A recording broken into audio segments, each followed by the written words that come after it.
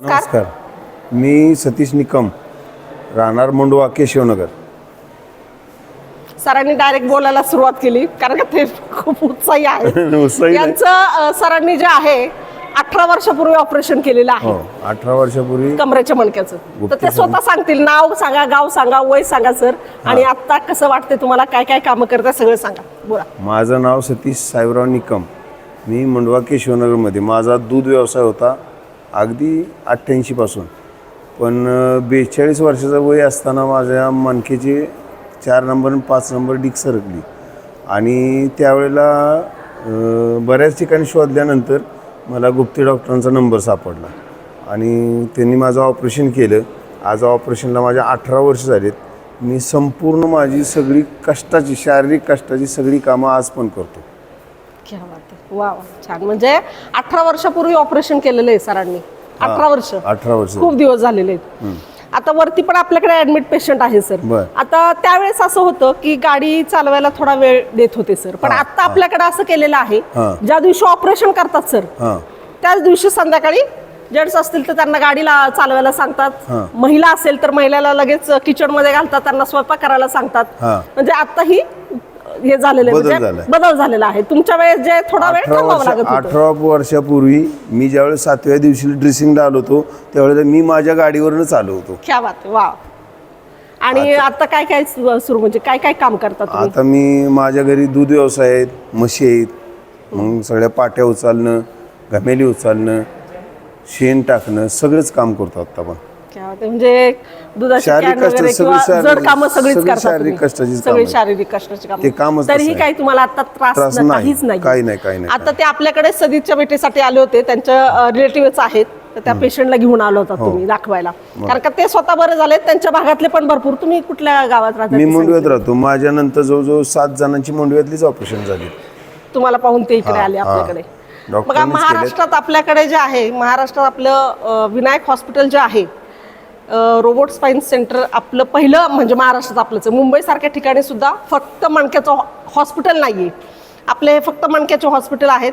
वरती सगळा जवळजवळ 85% शेतकरी वर्ग ऍडमिट आहे. म्हणजे सगळे 85% शेतकरी वर्ग आहेत आपल्याकडे, म्हणजे सगळे शेतकरी. कारण का शेतकऱ्यांचं काम जे असतं ते जड काम आहे, आणि जड काम असल्यामुळं त्यांचं खूपच, म्हणजे जसं की आता सरांनी सांगितलं, सगळं शेतातला व्यवसाय करायचं म्हटलं तर ट्रॅक्टर चालवण्यापासून सगळी कामं करावी लागतात, जड कामं आहे सगळी. आणि शेतकरी वर्ग हा पौष्टिक खाण्यावरती लक्ष देत नाही, त्यामुळे हाडांची झीज फार लवकर होते. लवकर झाली की ती लवकरच कामाला लागतात. बरोबर. लवकर मणक्याचा त्रास होतो. मणक्याचा त्रास होतो. बरोबर. मणक्याचा त्रास होतो, बाकीच्या हाडांची पण झीज, गुडघ्यांचा, याचा सगळ्याचा त्रास होत जातो हळूहळू.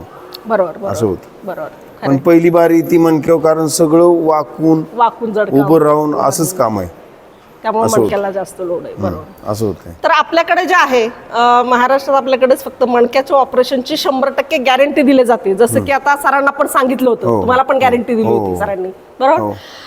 तर हे कुठंच नाहीये. दुसरी महत्वाची गोष्ट सांगायची अशी वाटते की ऑपरेशन नंतर त्याच दिवशी लगेच गाडी चालवायला सांगतात सर, किंवा जिना चढ उतर करणं हे सुद्धा करायला सांगतात. ऑपरेशन झाल्यानंतर सर शुद्धी आल्यानंतर उठण्याची प्रक्रिया सांगतात, कशी उठायचं.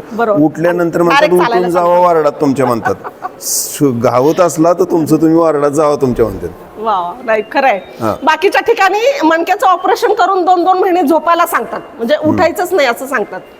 पण आपल्याकडे तसं नाहीये, आणि हे आपलं खासियत आहे विनायक हॉस्पिटलचं. विनायकाची कृपा आहे सगळी, आणि डॉक्टरांची खूप मोठी मणक्यामध्ये प्रचंड मोठी डिग्री आहे. म्हणजे MBBS, MS आणि MCS ही मणक्याची खूप मोठी डिग्री आहे. तर ती डिग्री सरांकडे आहे. सरांकडे खूप मोठा अनुभव आहे, तो महत्वाचा आहे. बाकीच्या ठिकाणी ऑपरेशन होतात नाही असं नाही, पण अनुभव आणि पेशंट बरोबर सुरुवातीपासून शेवटपर्यंत खेळत काम चालतं.